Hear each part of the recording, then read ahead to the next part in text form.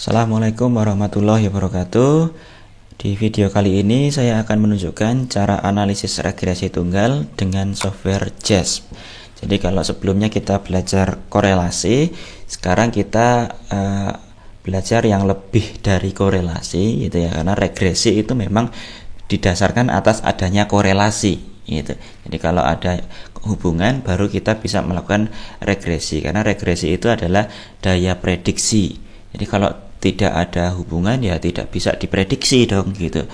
Jadi seperti itu. Jadi kalau korelasi itu sifatnya bisa dibulak-balik, X dan Y, hubungan antara X dan Y dengan hubungan antara Y dan X itu maknanya sama.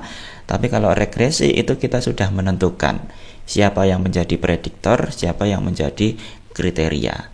Nah, seperti itu. Nah, di sini saya akan menganalisis variabel dependennya adalah prestasi, variabel independennya motivasi. Jadi saya ingin memprediksi prestasi berdasarkan motivasi.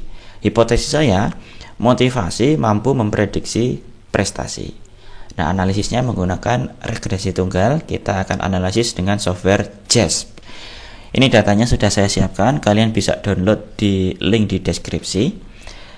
Kemudian penjelasan terkait dengan penulisan laporannya juga kalian bisa lihat di website semestapsikometrika.com.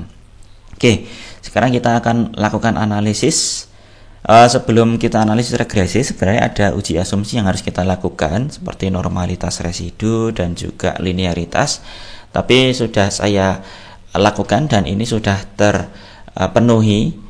Kalau kalian mau tahu cara melakukan uji asumsinya, ada video lain di website ini, di channel ini juga. Nanti silahkan dicari. Nah, kita mulai analisisnya. Di sini klik regression, kemudian di sini yang linear regression. Kita masukkan variabel dependennya adalah prestasi, variabel independennya adalah motivasi. Di sini masuknya covariance ya. Metodenya ini sama saja karena cuma satu ya, bisa enter, semuanya sama, hasilnya akan sama. Nah, sudah, ini saja output yang sudah keluar.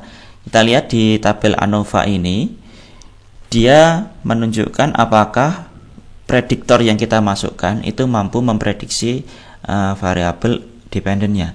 Di sini nilai F-nya 48 sekian, P kurang dari 0,01. Jadi signifikan ya. Jadi kita dapat simpulkan bahwa motivasi secara signifikan mampu memprediksi prestasi. Kemudian di sini ada R-square. R-square ini ada H0. H0 ini adalah pasti 0 ya. 0 itu menyatakan tidak ada prediksi atau tidak ada varians yang dijelaskan gitu ya. Nah, sementara H1 ini adalah hipotesis kita. Nah, kita lihatnya yang H1 saja. R-square-nya 0,391. R-square ini adalah variance explain atau variance ya dari variabel prestasi yang mampu dijelaskan oleh motivasi. Jadi di sini motivasi mampu menjelaskan 0,391 atau 39,1% dari variasi prestasi gitu. Nah, kalau di kita sering menyebutnya dengan sumbangan efektif atau kontribusi gitu ya. Nah, silahkan istilah itu bisa digunakan kalau di Indonesia.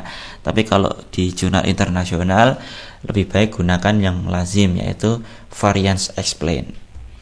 Nah, kemudian output yang ketiga ini koefisien ini adalah koefisien regresinya.